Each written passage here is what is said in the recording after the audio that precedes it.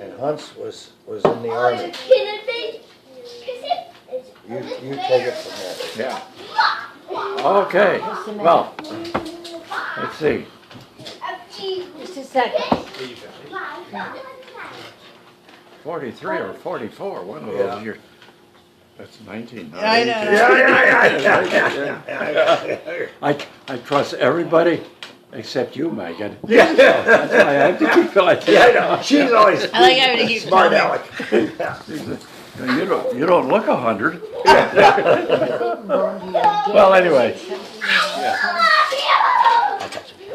Oh, what was that? Here, you listen to the story. I'll go. 0.6, that would have been 43. It 43. could have been that time. That's the first year I was in the service. All right, okay, that was probably Yeah. it then. Yeah. Okay. All right, so guys, we're going to tell you a story now. Okay, all right. This is about the prisoner. So, Okay. so Lenny is in 43. I was in the service in the infantry at Fort Benning, Georgia. And so I met up with a buddy, a friend of mine in a different company. I don't know how we got to meet each other, but what do you do? He says, well, he's in the MPs. He's with the military police, and he's a guy that keeps track of a lot of things. He doesn't go out with the other MPs. He's the one that says, "Oh, you 5 people go over here because there's a problem over here, and do this and that." Well, one day he was telling me about. I asked him, well, what kind of assignments do you send these guys out to? And he told me, and so he said, of course, he said, what I really need is some people to go outside of camp and pick up some prisoners. And I thought, well, that's fine. That's not me. Yeah. I want to do that. I said, I'm not picking up any prisoners. And he says, I said, I'm not in the MPs anyway. Yeah. Oh, I could deputize you for a few days, a week or whatever you need. And so I asked him, how does that work? He says, well, what you do, he says, you get carte blanche. He said, you get everything. He said, I'll give you a paper that says all the local officials outside of camp, you take first priority over everything, and you get a chance to have the best seats on the railroads. We weren't flying at that time. Right. And railroads, you go to whatever city he's in jail at, and you go pick him up. And I thought, well, because the guy always wanted me to do this. I knew my sidearms pretty well, the pistols and even the rifles and a few other things. And he said, "You're the kind of guy that I'd like to send out." And I said, "Well." Finally, then soon after that, one day he says, "Hey," he says, "I've got an assignment here. I've got an assignment here." He said, "I've got an assignment here," and he said, "I'd like to send you out. I know you can handle it." And I thought, well, anything to get away from the camp for a while. I was part of the cadre in the camp. I was helping new recruits to go through their basic training, especially with their weapons. And it was kind of boring. And I thought, well, gee, this would be nice to get out. And then I had a ticket pass. I don't care what restaurant I went into, or any eating place. Why, they recognized, they knew what it was, and I could order anything I wanted, you see. And I thought, oh, this would be great. And I said, well, tell me about this prisoner. Well, he said he was 38 or 39, and back then, I think if you were 39, the government didn't want you in the service. That's right. I think 37 was the cutoff. Or 37, Yeah. it was in there Yeah, somewhere. it was in that area. And the guy was right near the cutoff, and so I figured, well, I was in my 20s, early 20s, and I thought, well, he's an old guy. And, and I said, well, where is he? Oh, he's in Denver, Colorado. He's in a prison there. And why was he in prison, Hunce? No, he'll- Oh, okay, you're gonna. I said, well, tell me something about this guy. He said, well, he's a pretty old guy, and he was in a bar. He was on furlough. He was in a bar in that area, and he got struck up a conversation with two WACs. Women Army Corps. Oh. Yeah, Women soldiers. WAC, the WACs, and he says they didn't get along too well anyway. He made some disparaging remarks, and they were beating him up. He got arrested. Yeah, Oh. you're beating him up. Yeah, the two WACs were beating him up. His face was cut, his arm was almost broken, and he was in jail.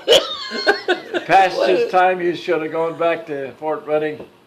He said, no, you have to go out there and pick him up. I've got to send somebody, and if you want to go, you can. I said, and he was telling me, he said, you take all the time you want. And carte blanche.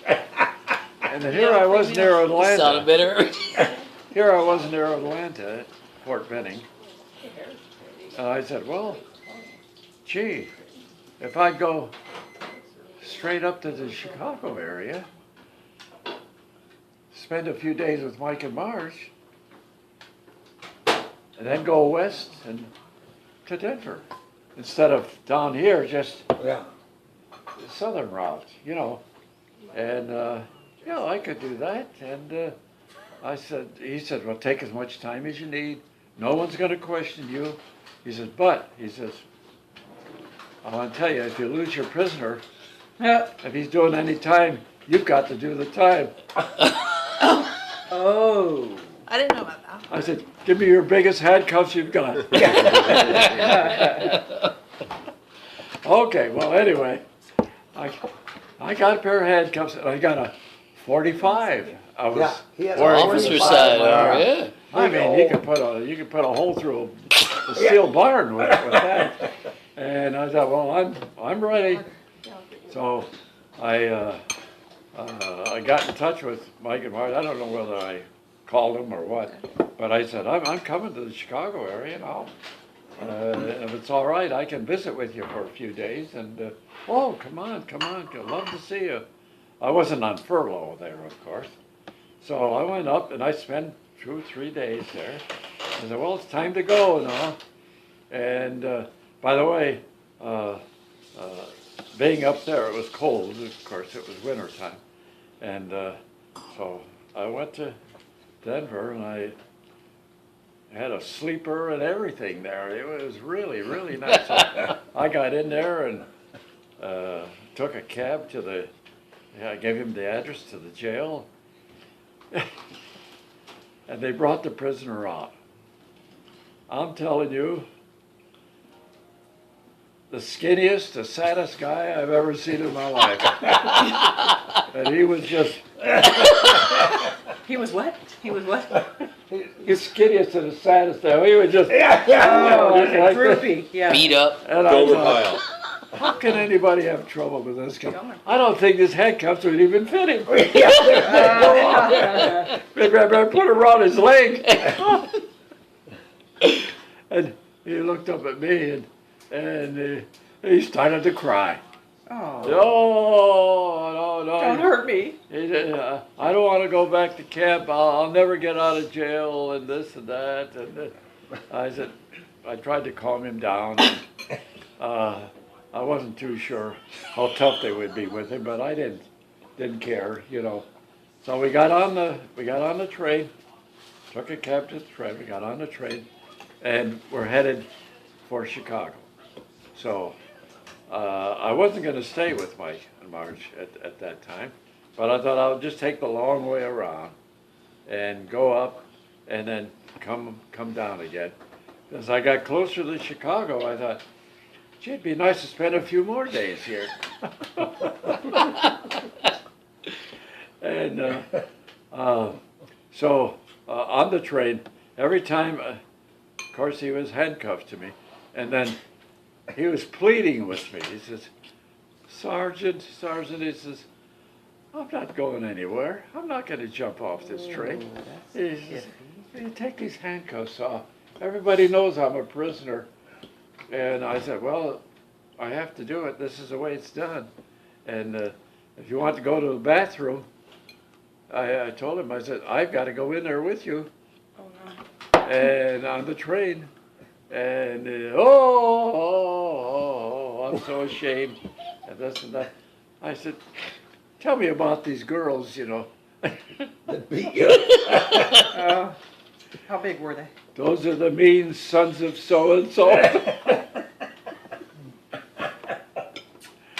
I said, you should know better than get into a fight with a couple of whacks. Yeah. You know, they're in the service, and they're tough. Tough chicks. Yeah. Well, anyway, I told him, I said, when we get to Chicago, I'm going to check with the first policeman I see, and I'm going to turn you over to him, and he's going to put you in somewhere, and then I'll be back in a few days to pick you up, you know. Oh, man, the tears were really flowing now. Yeah, he didn't want that. He didn't want that. And he says, I'm no criminal, and I never got in trouble. And so it just went on. Then I thought, well, why don't I take him with me to Mike and Mars? Where they live, there must be a jail there somewhere. You know, that type of a thing. So, You're just making it up as you went.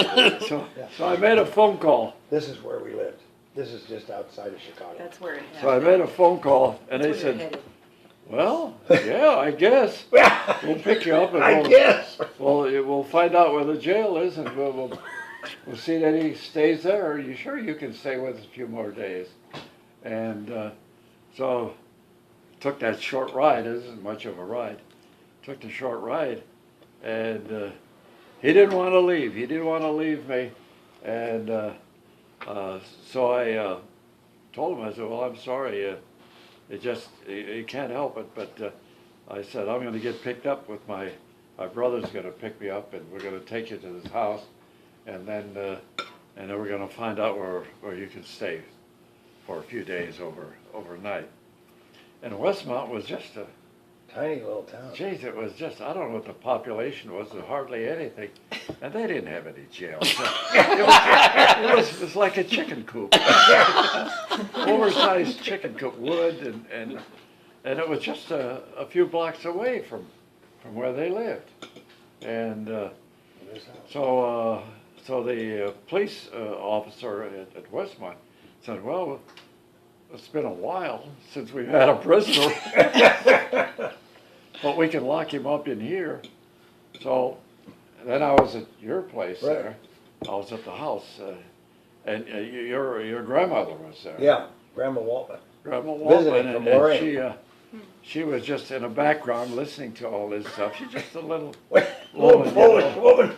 And while your mother and dad were making phone calls to find out where to keep this guy, she came over toward me. Meanwhile, he was sitting in a chair like this, handcuffed. And your grandmother said to me, gee, where are you going to keep him? Is there a jail around here? I said, well, I don't know. We're trying to find one there. But I think, you know what I could probably do is, maybe I can keep him in the basement of the house. Of this house, this little house. She said, the basement?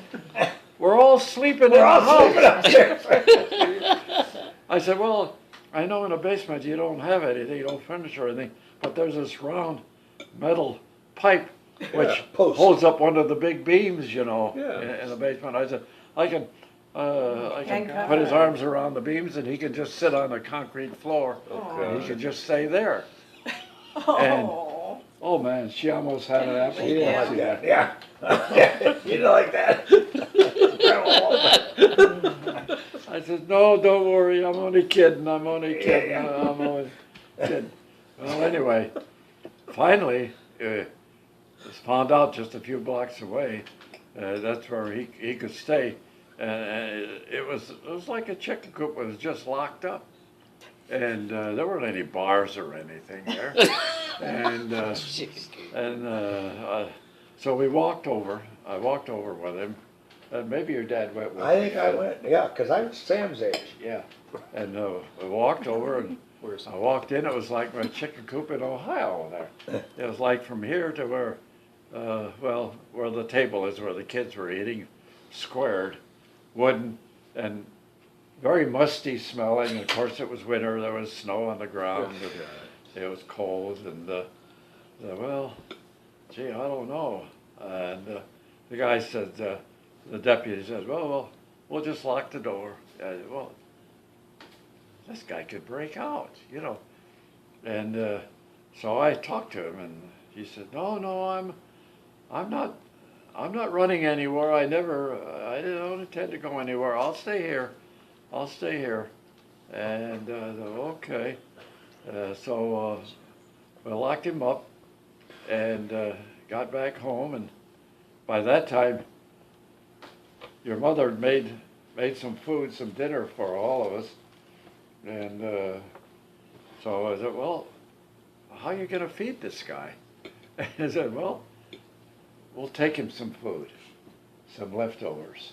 We'll take him some. So that night, a few hours later, got dark, and so I walked over again. And I think your dad went with me, and there's a basket there, and we had the key. Opened the thing up. There he was. He was sitting on the edge over there. There was some old blankets sitting around against the wall. There was a little abutment there where he could just plop down and sleep. And oh boy, that food was really, really good. I said, okay, now you promised me you're not gonna try to get. I said, where am I gonna go? I don't know anybody. I don't know where I am even. And I said, well, in the morning we'll come by and we'll give you some breakfast. And so the next morning, about the time that I went over there with a basket of food, by that deputy for the city there, he was inside. And there was a little small table, like it was almost like a upended wooden box that they'd use for a table there. And they were there playing cards. Prisoner and the deputy. Yeah. With the deputy. Yeah. In the chicken coop. I go, this is open here. I go in, and there they are. They're playing cards. Oh, hi, Sergeant. Come on in. Yeah. Come on in. Yeah. Well, I got some breakfast here. Oh, okay. Well, we can pick it up later. Sit down, have your breakfast here. So I said to the deputy, I said, how long you been here? He says, well, I brought him some breakfast, and he seemed like a nice enough fella, and I like to play cards, and so we're just playing cards. There's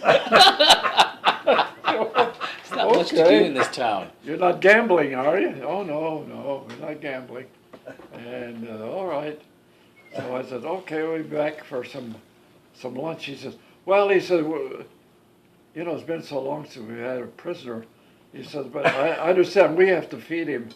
And I said, well, you can bring him lunch, and then we'll share our dinner with him. And so this went on for about 3 days. And I remember this very well because I used to go with Hunce, and I remember walking across this field. Dora and I were just there 3 weeks ago, and that little building you're talking about is not there, but it's like a city yard where they park trucks and stuff. Yeah. So it all made sense, you know, that it was there. Yeah. Yeah. So anyway, so Hunce isn't lying. and after about You know, it's just what he third or said. the fourth day, I figured that's about time to get back to camp.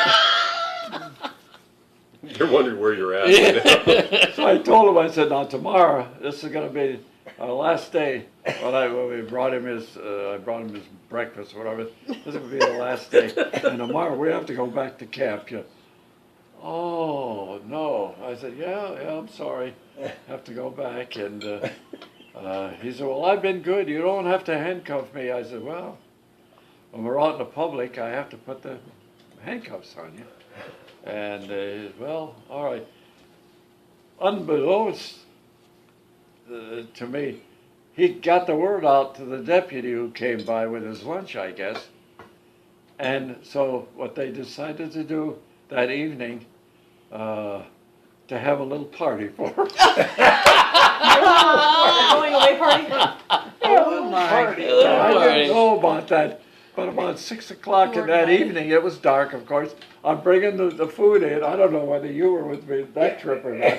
I'm bringing, and I was about 20, 30 feet away to the door. I didn't know anything was going on. But boy, I heard singing. That little party. A little off keys. I thought, what is this? And as I got close to the door, it got louder. And I opened up the door, and there were about 7 or 8 guys in there. And there were bottles of beer sitting around. And they were singing and having a big time, you know. Oh, Sergeant, come on in. What the heck's going on here? And one of the guys said to me, he was a friend of the deputies, he says, do you have to go tomorrow? Oh my. You have to go. They were having a good time. I says, well, I don't know. He says, well, this is his party. He's going away, but we're sure going to miss him. He's such a nice guy. And I thought, well, okay. So the next day I picked him up. Oh, you know, those guys hugging each other and crying and having a big time, you know. And it was really something. And then I had to put the cuffs on him. You should have seen the looks I got from these guys. You dirty As dog. if to say, what are you He's doing? one of us. Yeah. He's not a problem, you know. What you got to cuff him I said, for? Yeah. Sorry. So I called a cab to take me into the railroad station. And I did that and took him down the camp. We got on the railroad station. And he, all the way down to Fort Benning, he I said, don't know. Why do I? Don't put the flash. Okay, take it out. these were the happiest days of my life. What is it? Wiping his mouth when his hand comes on. These are the happiest days of my life. Did they fatten him up a little bit while he was there? Sure appreciate what you've done for me, Sergeant. And I said, well, okay. I've often wondered what happened to him. Well, anyway, that's the story.